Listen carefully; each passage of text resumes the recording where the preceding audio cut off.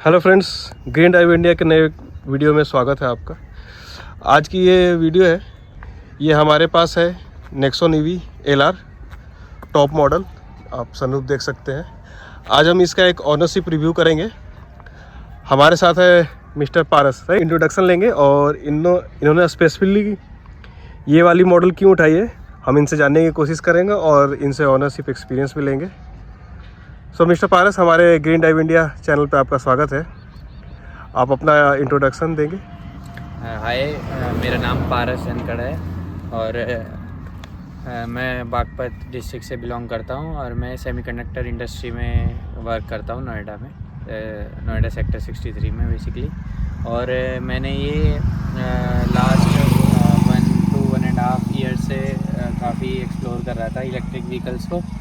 और फिर मेरा मन था डार्क एडिशन लेने का, जो लास्ट इसी ईयर ही लॉन्च हुआ था, मतलब 2023 में लॉन्च हुआ था अप्रैल में। बट मैंने थोड़ा वेट किया और सरप्राइजिंगली ये न्यूज़ आई कि नेक्स्ट मंथ ये लॉन्च होने वाली है, तो मैंने थोड़ा और वेट किया और फिर इस पे मूव ऑन किया। ओके। सो अभी तक कितनी चला ली है? अभी ये 6100 चला ली है। 6100 ढाई महीने में। 2.5 महीने में अच्छी खासी रनिंग है। रनिंग नहीं है, वो थोड़ा घूम आए। सो कोई लॉन्ग ट्रिप करा इस पे? हाँ, एक ही लॉन्ग ट्रिप किया है। कहाँ गए थे आप? हरिद्वार ऋषिकेश गए थे। अच्छा। तो उस दौरान मैंने 500 किलोमीटर से 600 के बीच में चलाई थी। अच्छा, लॉन्गेस्ट वही है। तो कैसा एक्सपीरियंस रहा वहाँ पे? मेरे को तो बहुत सही लगा।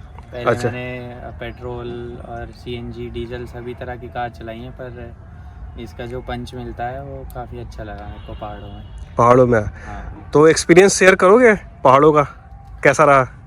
पहाड़ों का एक्सपीरियंस तो बहुत अच्छा था। मतलब मैंने पहाड़ों में भी फर्स्ट टाइम ही ड्राइव करी थी। मतलब जो नॉर्मल वैसी IC इंजन गाड़ी है वो मैंने नॉर्मल रोड्स पे ड्राइव करी थी। मतलब जो प्रॉपर पहाड़ पे चलाई है यही मैंने फ़र्स्ट टाइम चलाई थी। तो ऐसा मैं प्रॉपर कंपैरिजन नहीं दे पाऊँगा कि वो कैसी चलती है, ये कैसी चलती है, पर मुझे पर्सनली ये बहुत अच्छी लगी थी। हाँ, कोई दिक्कत तो नहीं है पहाड़ों पे? नहीं, कोई दिक्कत नहीं है। बल्कि जैसे बोलते हैं ना कि पहाड़ों पे इलेक्ट्रिक व्हीकल चढ़ेगा तो फिर वो ज़्यादा बैटरी कंज्यूम करता है ये, पर उसी के साथ आपको बेनिफिट भी मिलेगा कि जब आप वापस आएंगे तो वो चार्ज भी करेगा। जैसे मैं 64 पे मैंने उतरना स्टार्ट किया था, तो जब मैं वापस आया था 45 किलोमीटर ड्राइव करने के बाद, तो 72% हो गया था।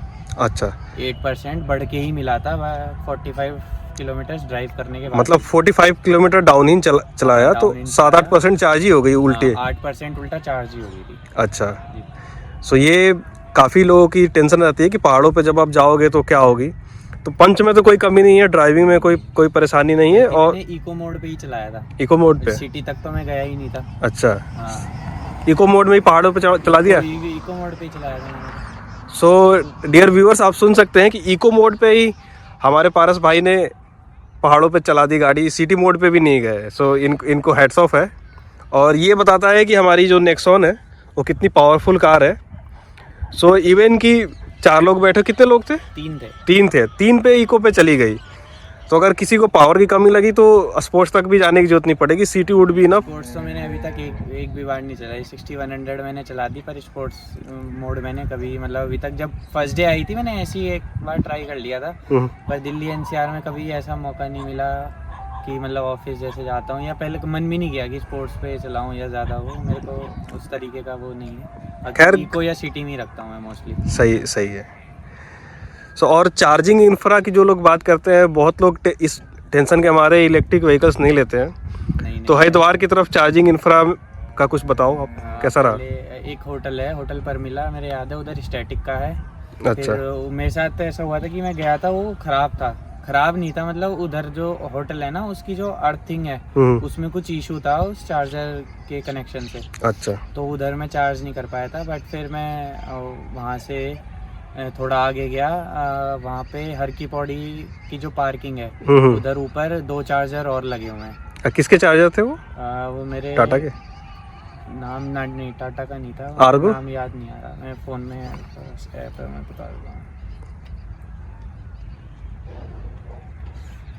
इसका नाम है इलेक्ट्रीफाई। अच्छा इलेक्ट्रीफाई, हाँ इलेक्ट्रीफाई शायद गवर्नमेंट वाली है। हाँ, तो उसका चार्जर लगा हुआ था, बल्कि उसकी रेट्स भी काफ़ी। हाँ रेट वो गवर्नमेंट वाले चार्जर्स है इलेक्ट्रीफाई वाले। 180 के आसपास में फुल चार्ज कर दी थी, सस्ता भी था वो काफ़ी। अच्छा। और वहाँ पे मैंने चार्ज कर लिया था। और ओके। ऋषिकेश में भी है 2-3 चार्जर। ओके, ऋषिकेश में भी चार्जर्स है? ऋषिकेश में भी चार्ज है। तो ऋषिकेश में चार्ज करना पड़ा या नीचे आ गया सीधा? ऋषिकेश में कोई चार्ज नहीं किया था। अच्छा, सिर्फ तो हरिद्वार से ऋषिकेश जाने में कितनी % बैटरी लगी, कुछ याद है? 8%। 100 पे चार्ज करी थी। 100 करके फिर 92 पे मैं वहाँ होटल में रीच किया था ऋषिकेश। ऋषिकेश तो 8% लगी थी शुरू में। थोड़ी कितने किलोमीटर वहाँ से? रीजन नहीं करता। कितने किलोमीटर? 21-22 है। अच्छा सही है, तो 7-8% में 92 में मैं रीच कर गया था अच्छा होटल में। सही है।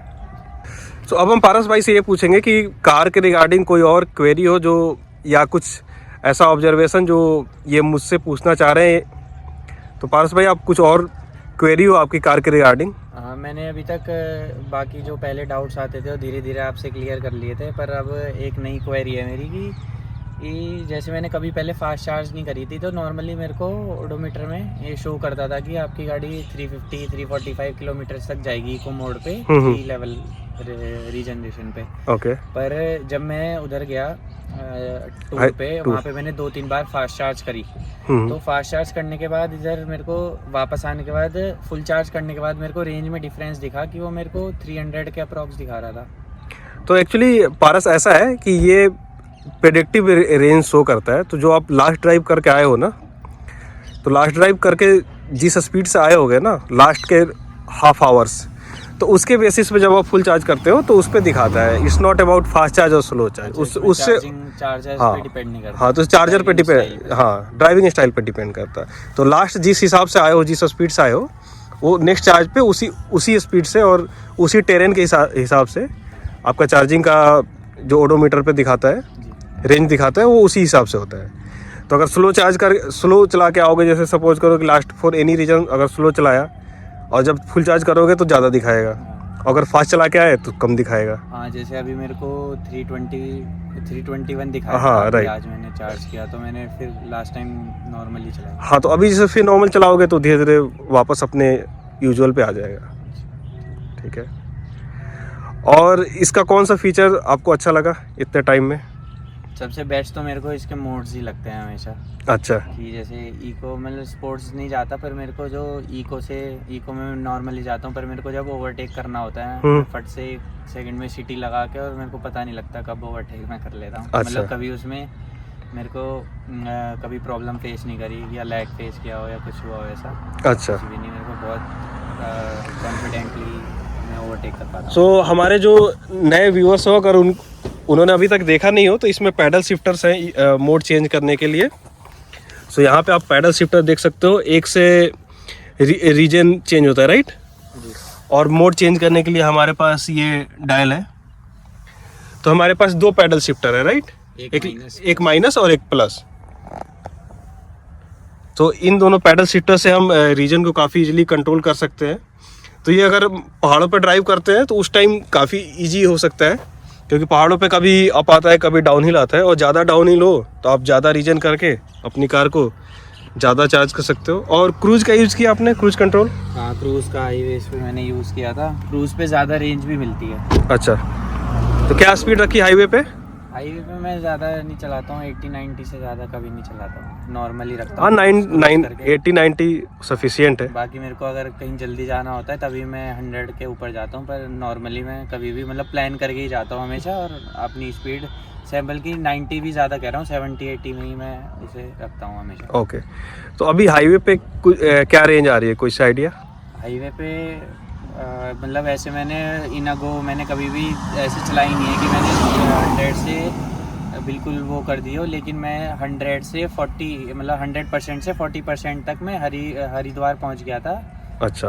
185 मान लो आप, कि जब मैं घर से 185 किलोमीटर 60% पे 185, 60% पे 185 मतलब 3 के आसपास। हाँ, मतलब करीब 300 का रेंज राइट। जी हाँ, फिर हाईवे के हिसाब से 300 का रेंज सफिशिएंट है जी।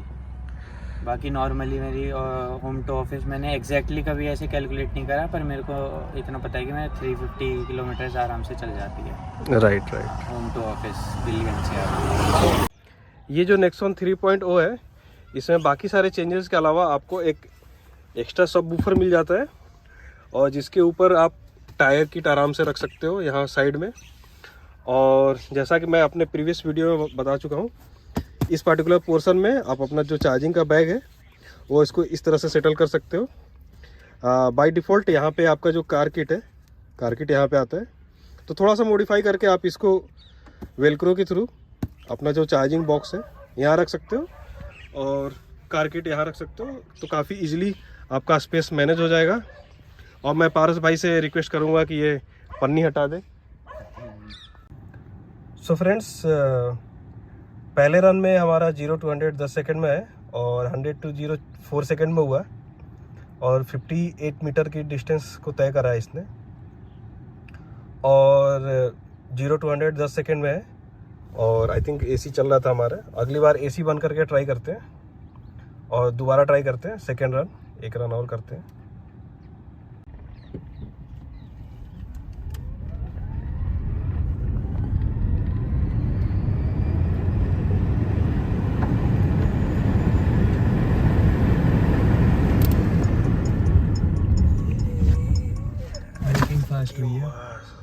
One eternity later. So friends, बहुत ही खुशी की बात है कि अभी हमने काफ़ी ट्राई के बाद जो आइस वाला व्हीकल है, जो 1200 केजी का नेक्सॉन है, हम उसे मैच कर पा रहे हैं 43 मीटर। जहाँ तक मुझे याद है, लास्ट टाइम जो आइस व्हीकल थी उसकी ब्रेकिंग 43 मीटर्स पे हो जा रही थी, जो कि 1200 केजी की व्हीकल है। और ये हमारा है नेक्सॉन EV LR 1600 केजी का व्हीकल। तो हैट्स ऑफ टू टाटा, जिनने इतनी अच्छी ब्रेकिंग करी, और पारस भाई को भी हैट्स ऑफ, इनने भी काफ़ी ट्राई करके ये फिगर्स अचीव करे हैं। सो 0 to 100 तो सबको पता है, आई थिंक 9.6 आ रहा है। अभी ठंड का मौसम है तो प्रॉपर नहीं आ पा रहा, सो प्रोबेबली इसे हम और कम करके 9.2 तक तो ला सकते हैं। लेकिन जो इंटरेस्टिंग रिजल्ट है वो 100 to 0 है, बिकॉज एक्सेलरेशन से ज़्यादा लाइफ में ब्रेकिंग की ज़रूरत पड़ जाती है कभी कभी। So it's 3.18 second and 43 metre of distance. So ये काफ़ी अच्छे रिजल्ट्स हैं। मेरी नेक्सॉन EV प्राइम है, मैंने बहुत बार ट्राई किया but I could not get any less than 50 metres. So this is quite good results. So hats off to the engineering team.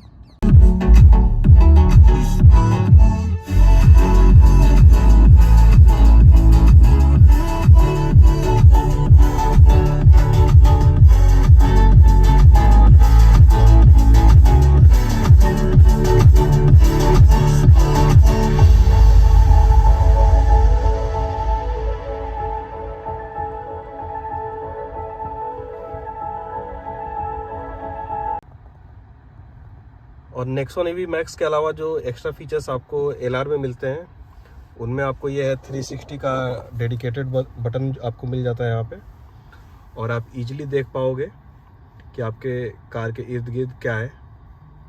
सो ये काफ़ी अच्छा फीचर है। This is quite useful. अगर कहीं पार्किंग हो, कहीं आप ट्रैवल कर रहे हो पहाड़ वगैरह पे और आपको रास्ते का आइडिया नहीं लग पा रहा हो, तो बार बार आपको उतरने की ज़रूरत नहीं पड़ेगी। तो ये मुझे काफ़ी सही और एक्यूरेट दिख रहा है। सो दिस इज़ क्वाइट यूज़फुल और काफ़ी अच्छा व्यू है। कैमरा क्वालिटी भी सही है, ओके है मेरे हिसाब से।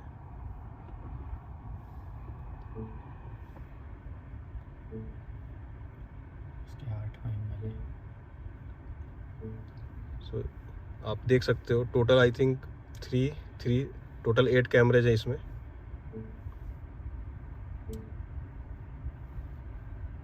जिसमें कि आप 2D व्यू और 3D व्यू में स्विच कर सकते हो। ये रहा 2D व्यू और ये रहा 3D व्यू। सो अभी हम पारस भाई को थैंक्स बोलते हैं, thanks to coming to our channel. जाते जाते दर्शकों के लिए कोई अगर मैसेज हो तो बिल्कुल दो। मैं मैसेज यही देना चाहता हूँ कि कभी भी गाड़ी को अपना फास्ट नहीं चलाना चाहिए इतना कि दूसरों को प्रॉब्लम हो आपकी वजह से। हमेशा खुद की सेफ्टी से और दूसरों की सेफ्टी दोनों का ध्यान रखते हुए चलाना चाहिए। आपको भी एट द एंड घर ही जाना है। बहुत ही बढ़िया मैसेज है पारस भाई का, क्योंकि हमारे पास अगर EV कार है और इसमें इतना ज़्यादा टॉर्क और पावर दे रखा है, तो ये हमारी रिस्पॉन्सिबिलिटी बनती है कि जहाँ भी चलाएं, जैसे भी चलाएं, मेक श्योर कि कार आपके कंट्रोल में हो और आपके स्पीड और आपके फ़न के चक्कर में किसी और का नुकसान ना हो, चाहे वो इंसान हो या इवन कोई जानवर भी आपके लपेटे में ना आए। सो बहुत ही प्यारा मैसेज है पारस भाई का, खासकर ईवी ऑनर्स के लिए, क्योंकि इसमें बहुत ही ज़्यादा पिकअप है। सो मेक श्योर कि आप अपनी गाड़ी काफ़ी कंट्रोल में चलाएं, विद इन द लिमिट्स चलाएं। सो इसी सुंदर मैसेज के साथ हम इस वीडियो को फिनिश करते हैं। थैंक्स पारस भाई।